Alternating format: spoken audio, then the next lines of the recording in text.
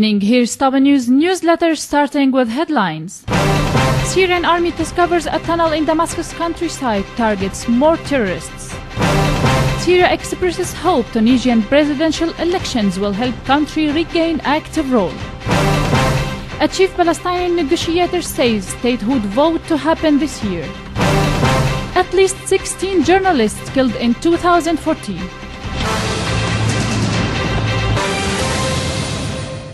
In Damascus countryside, a military source said that the army discovered a tunnel of 160 length and 7 meters depth that extends from Harasta Jobar Road into the governorate building in Damascus countryside.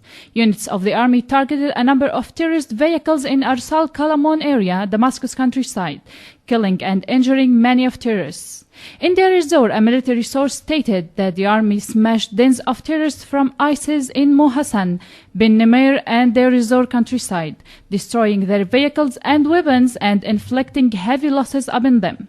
And in Konaitra, more terrorists were killed and a number of others were injured in army operations in a Rafid countryside of southern province of Konaitra. While in Idlib, an army unit eliminated dozens of terrorists from al-Nusra Front and Ahrar al-Sham terrorist groups, including 2 Saudis and a Libyan, near the town of Al-Baraghiti on the road between Saraqib and Abu Duhur in Idlib countryside. Syria congratulated the brotherly country of Tunisia for the success of presidential elections, expressing hope that these elections would constitute an important step towards Tunisia regaining its active role in serving the national and pan-Arab issues. An official source at Foreign Ministry stated that Syria congratulates Tunisian president, government and people for the success of the presidential elections, where the Tunisian people identified their choice overtly. Tunisia's High Electoral Commission announced Monday Beji Caid Essebsi has won the presidential elections with 55.68% of the vote. Syria hopes that these elections would constitute an important step towards boosting stability, achieving welfare for the brotherly people of Tunisia.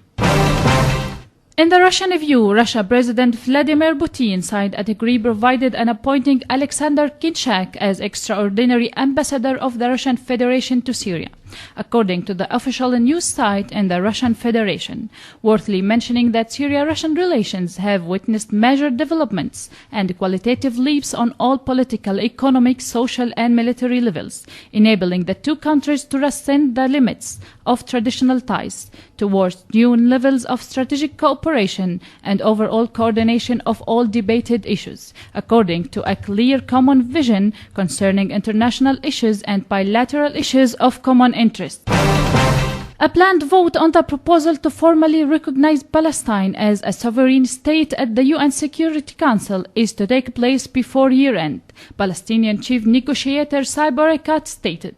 A draft UNSC resolution recognizing Palestine statehood has been banned by the Arab League and submitted after the UN General Assembly passed a non-binding resolution calling for the move. The move is opposed by Israel and some of its close allies, including the United States, which has a veto right at the UNSC, giving its power to block any draft resolution there. The progress toward Palestinian recognition at the UN coincides with Palestine achieving the same goal in the EU. Some Israeli officials, including the Prime Minister, alleged this is due to looming anti-Semitism in Europe. The tension between Israel and the Palestinian Authority has escalated recently as the government of Prime Minister Benjamin Netanyahu adopted strict policies, including construction of new Jewish settlements and launching a bloody bombing campaign in Gaza, in what Israel called a crackdown on the militant movement Hamas, and lately officially declaring Israel a Jewish state. At least 60 journalists around the world were killed in 2014 while on the job or because of their work, AB said. 44% of them were targeted, the Committee to Protect Journalists CPJ said in a new report. About 1/4 of those were killed in international journalists, though the overwhelming number threatened continues to be local. The CPJ report released early Tuesday said the number of journalists killed in 2014 was down to 70 before the year. The past 3 years have been the deadliest since the organization started complying such record in 1992. That's all for today. Thanks for joining us. I'm Nibal Hneidi. Good night.